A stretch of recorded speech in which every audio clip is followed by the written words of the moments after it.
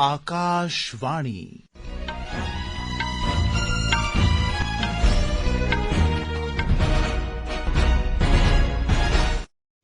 खबरां जगमोहन शर्मा कोला। पैहले इस वेले दियां खास खबरां।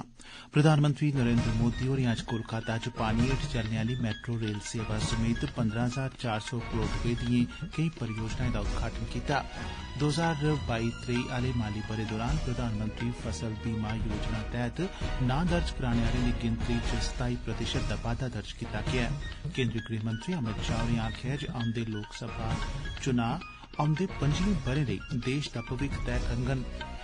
विदेश मंत्री डॉक्टर एस जयशंकर होरें दक्खन कोरिया दे अपने हमरुतबा चो ताय युल हुंदे कन्नै 10वीं भारत दक्खन कोरिया संयुक्त आयोग दी बैठक दी सांझे तौरा पर अध्यक्षता कीती ते खेलो इंडिया दे एथलीट बी हुन सरकारी नौकरिएं लेई योग्य मन्ने जाङन। खबरें दी तफसील। प्रधानमंत्री नरेंद्र मोदी होरें अज्ज कोलकाता थमां 15,400 करोड़ रपे दिएं बक्ख-बक्ख संपर्क परियोजनाएं दी शुरुआत कीती। इस कार्यक्रम दा मुक्ख आकर्षण भारत च नदिए हेठा लंघने आली पैहली मैट्रो रेल सेवा ऐ, जेदा मोदी होरें उद्घाटन कीता। उनें कोलकाता मैट्रो दे पूर्वी पच्छमी गलियारे ते हावड़ा मैदान एस्प्लैंड सैक्शन दा बी अनावरण कीता। आकाशवाणी संवाददाता ने जानकारी दित्ती है जे 4 किलोमीटर 800 मीटर लम्मी हावड़ा मैदान एस्प्लैंड सैक्शन दा निर्माण 4,965 करोड़ रपे दी लागत कन्नै कीता गेआ ऐ। इस कॉरिडोर दी मदद कन्नै IT hub salt lake sector 5 तोड़ी जाने आले यात्रिएं गी मती सुविधा ते सखाल होग। अज्ज अजें कि एदा उद्घाटन कीता गेआ ऐ, पर एदी नियमित तौरा पर आओजाई रेलवे मुजब मगरा शुरू होग। मोदी होरें इस मौके केई होर संपर्क परियोजनाएं गी बी लोकें दे नमित कीता, जिंदे च रूबीऑल क्लिनिक कोला रामवाड़ी तगर पुणे मैट्रो, एसएन जंक्शन थमां त्रिपुनिथुरा तगर कोची मैट्रो दी पैहली चरणे दी विस्तार परियोजना बी शामल न। प्रधानमंत्री नरेंद्र मोदी होरें अज्ज बिहार दे पच्छमी चंपारण जिले च बेतिया थमां लगभग 13,000 करोड़ रपे दिएं बक्ख-बक्ख विकास परियोजनाएं दा उद्घाटन कीता ते नींह पत्थर रखेआ। उनें बेतिया च हवाई अड्डा मैदान च जनसभा गी संबोधित करदे होई बिहार दा विकास विकसित भारत लेई उन्ना गै महत्वपूर्ण दस्सेआ जिन्ना जे कुसै होर राज्य दा। उनें आखेआ जे इस लक्ष्य गी हासल करने लेई एनडीए सरकार सब्बै जतन करा करदी ऐ। प्रधानमंत्री नरेंद्र मोदी होर कल श्रीनगर जाङन, जित्थें दपैहरी ओह बख्शी स्टेडियम च विकसित भारत विकसित जम्मू कश्मीर कार्यक्रम च हिस्सा लैङन। कार्यक्रम दौरान मोदी होर केंद्र शासित प्रदेश च कृषि अर्थव्यवस्था गी बढ़ावा देने लेई तकरीबन 5,000 करोड़ रपे राई-बाई खेतर दे पूरे पराते विकास लेई देङन। एदे अलावा ओह स्वदेश दर्शन ते प्रसाद योजना तैहत 1,400 करोड़ रपे शा मते दी सैलसफा खेतर दियां केई परियोजना राष्ट्र गी समर्पित करङन। इंदे च श्रीनगर च हजरत बल दरगाह दे संगठित विकास, मेघालय च पूर्वोत्तर सर्कट च विकसित सहूलतें, बिहार दे अलावा राजस्थान च आध्यात्मिक सर्कट, बिहार च तीर्थांकर सर्कट, तेलंगाना च जोगुलांबा देवी मंदिर दे विकास ते मध्य प्रदेश च अमरकंटक मंदिर दे विकास सरबंधी प्रोजेक्ट शामल न। प्रधानमंत्री होर देखो अपना देश पीपल्स चॉइस टूरिस्ट डेस्टिनेशन दे चलो इंडिया ग्लोबल डायस्पोरा अभियान दी भी शुरुआत करङन। मोदी होर जम्मू कश्मीर दे नमें भर्थी 1,000 नौजवानें गी नियुक्ति पत्र बी सौंपङन। ओह बक्ख-बक्ख सरकारी योजनाएं दे लाभार्थिएं कन्नै गल्लबात बी करङन, जिंदे च टकोह्दियां उपलब्धियां हासल करने आलियां महिलां, लखपति दीदियां, करसान ते उद्यमी वगैरा शामल होङन। मोदी होर राष्ट्र गी HADP कार्यक्रम भी समर्पित करङन। एक ऐसा संगठित कार्यक्रम ऐ जेड़ा बागवानी, राई-बाई ते पशुपालन सब्बने कन्नै जुड़े दा ऐ।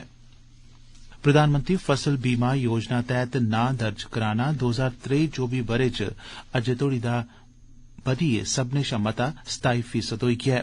राई-बाई ते करसान कल्याण मंत्रालय ने आखेआ जे योजना दे पिछले 8 ब'रें च लागू होने दे बाद कोई 57 करोड़ करसानी आले आवेदन नामांकित कीते गे न ते कोई 3 करोड़ करसानी आले आवेदनें गी अपने दावें दा भुगतान होई गेआ ऐ।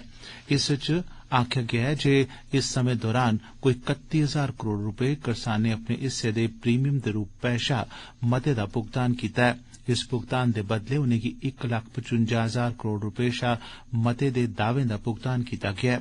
मंत्रालय ने आखेआ जे करसानें आसेआ दित्ते गेदे हर इक 100 रपे दे प्रीमियम दे बदले उनेंगी दावे दे रूपै च 500 रपे हासल होए न।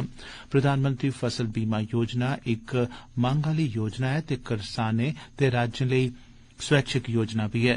करसानी दे आवेदकें दी गिनतरी च 33.4% दा बाद्दा होआ ऐ ते 2021-22 ते 2022-23 दौरान साल दर साल 41% दा बाद्दा होआ करदा ऐ। 2023-24 आले माली ब'रे च योजना तैहत 42% करसान बीमा युक्त न ते इनें कुसै किस्मै दा दोआर नेई लैते दा। प्रीमियम दे मामले च एह् विश्व दी 3 सब्बने शा बड्डी योजना ऐ। प्रधानमंत्री फसल बीमा योजना दी शुरूआत 2016 च कीती गेई ही। एह् योजना कुदरती करोपिएं कन्नै पैदा हालात या फसल खराब होने दी सूरतै च करसानें गी सुरक्षा प्रदान करदी ऐ। एह् खबरां तुस आकाशवाणी परा सुना'रदे ओ।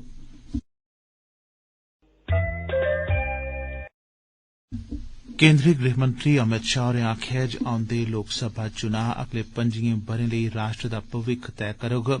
केन्द्रीय मंत्री होर मुंबई च इंडिया ग्लोबल फोरम दे सालाना निवेश सम्मेलन नेक्सटेन च बोला करदे हे। श्री शाह होरें आखेआ जे इक दहाके दे कम्मै आले प्रदर्शन ते भविक्ख लेई खाके कन्नै भारतीय जनता पार्टी प्रधानमंत्री नरेन्द्र मोदी हुंदे मार्गदर्शन ते अगुवाई च चुनां लड़ोग।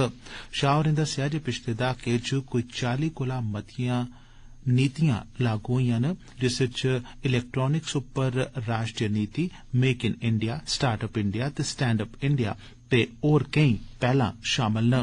पिछले दहाके च खास फैसले लैते गे न। केन्द्रीय मंत्री होरें आखेआ जे सरकार ने 50 शा मते फैसलें गी लागू कीता ऐ, जिस च नोटबंदी, जीएसटी लागू करना ते सीएए बिल ते 3 तलाक गी खत्म करना, नमीं शिक्षा नीति गी लागू करना वगैरा शामल न।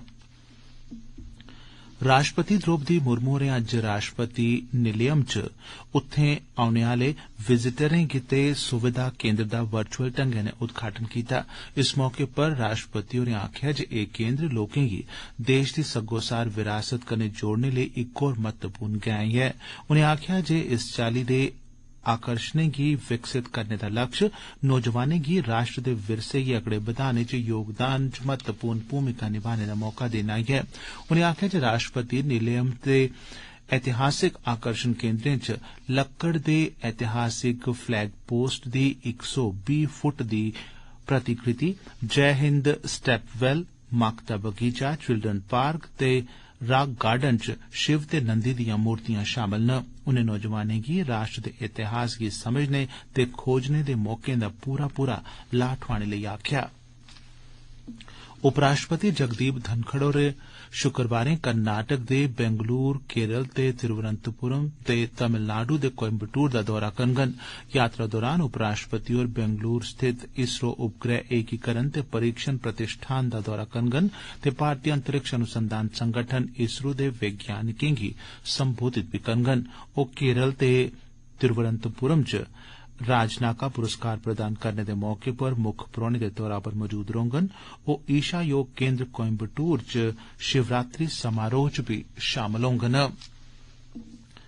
जल शक्ति मंत्रालय ने राष्ट्रीय संस्थानें गी कुल संसारी संसाधनें ते बरोबर क्षमताएं ते विशेषताएं दे महारत कन्नै लैस करने ते वन सुरक्षा च मेक इन इंडिया गी सशक्त बनाने लेई वन बनाने लेई अंतर्राष्ट्रीय उत्कृष्टता केन्द्र दी स्थापना दे मकसद कन्नै भारतीय विज्ञान संस्थान बेंगलोर कन्नै इक समझौता दस्तावेज पर दस्तखत कीते न।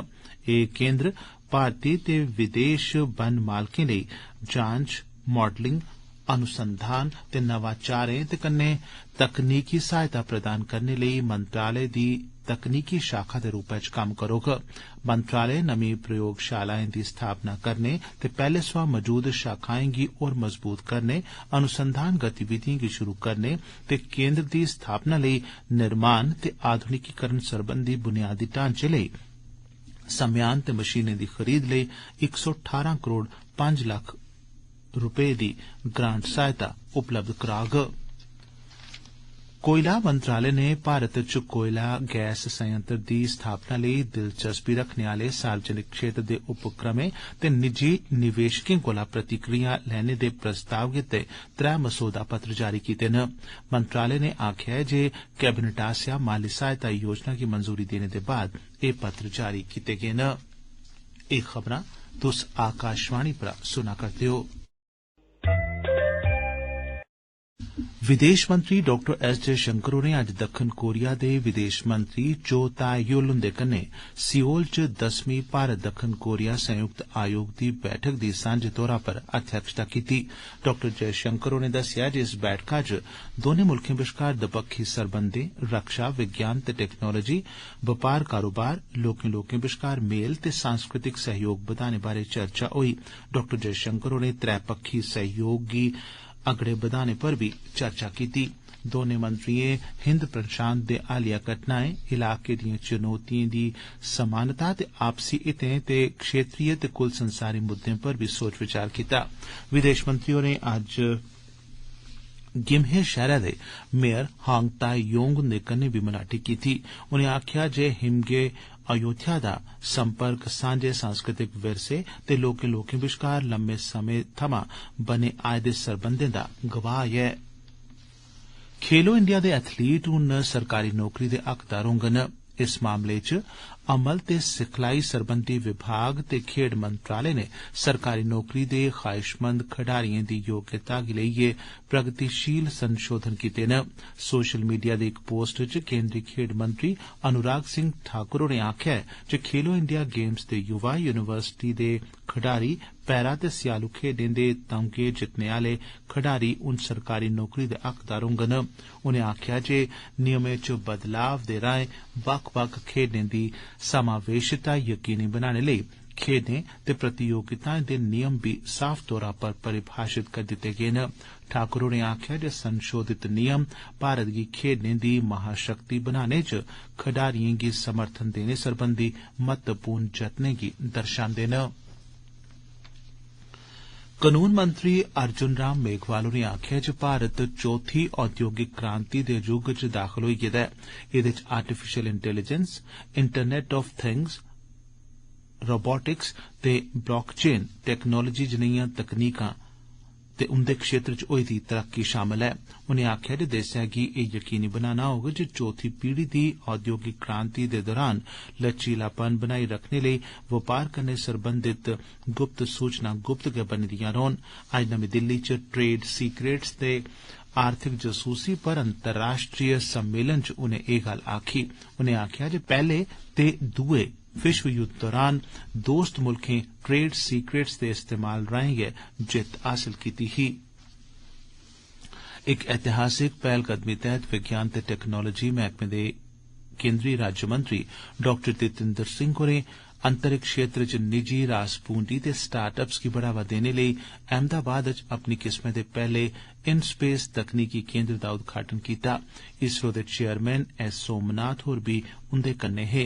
इस मौके बोलदे होई डॉक्टर सिंह होरें आखेआ जे भारत दा लक्ष्य वैश्विक अंतरिक्ष अर्थव्यवस्था दे अपने हिस्से च 5 गुना बाद्दा करना ऐ। भारत दी अंतरिक्ष अर्थव्यवस्था अज्ज $8 बिलियन दी ऐ ते सरकार दा लक्ष्य 2040 तगर एदे च केई गुना बाद्दा यकीनी बनाना ऐ। डॉक्टर सिंह होरें आखेआ जे अंतर्राष्ट्रीय स्तर दे केई निगरान जियां मिसाल दे तौर पर हालिया ADL रिपोर्ट मुजब भारत दी अंतरिक्ष अर्थव्यवस्था 2040 तगर $100 बिलियन तोड़ी पुज्जी सकदी ऐ। नौसेना अध्यक्ष एडमिरल आर हरिकुमार हुंदी मौजूदगी च अज्ज नौसेना टुकड़ी मिनिकॉय गी INS जटायु दे रूपै च शामिल कीता गेआ। रणनीति दे लिहाज कन्नै महत्वपूर्ण लक्षद्वीप दे टापुएं पर सुरक्षा बुनियादी ढांचे गी बधाने च एह इक मील दा पत्थर ऐ। एदे नै अरब सागर च समुद्री डकैती ते नशीले पदार्थें खलाफ अभियान चलाने च सुविधा होग। INS जटायु दी मदद कन्नै लक्षद्वीप समूह च नौसेना दी पकड़ मजबूत होग ते क्षमता निर्माण ते द्वीप क्षेत्र दे विकास गी बी बढ़ावा थ्होग। राष्ट्रीय जांच एजेंसी NIA ने अज्ज बेंगलुरु दे रामेश्वर कैफे च बम धमाके आले मामले च शामल अपराधिएं दी सूचना देने आलें गी $10 लाख दा नकद इनाम देने दी घोषणा कीती ऐ। NIA ने आखेआ ऐ जे सूह देने आलें दी पंछान गुप्त रखी जाग। ते अखीरै च खास खबरां एक बारी परतियै। प्रधानमंत्री नरेंद्र मोदी होरें अज्ज कोलकाता च पानी हेठ चलने आली मैट्रो रेल सेवा समेत 15,400 करोड़ रपे दिएं केई परियोजनाएं दा उद्घाटन कीता। 2023-24 आले माली बरे दौरान प्रधानमंत्री फसल बीमा योजना तैहत नां दर्ज कराने आलें दी गिनतरी च 27% दा बाद्दा होआ ऐ। केंद्री गृहमंत्री अमित शाह होरें आखेआ जे औंदे लोकसभा चुनां औंदे 5 ब'रें लेई देश दा भविक्ख तैऽ करङन ते विदेश मंत्री डॉ एस जयशंकर होरें दक्खन कोरिया दे अपने हमरुतबा चो ताय यूल हुंदे कन्नै 10वीं भारत दक्खन कोरिया संयुक्त आयोग दी बैठक दी सांझे तौरा पर अध्यक्षता कीती। खबरें दे इस बुलेटिन च बस इन्ना गै।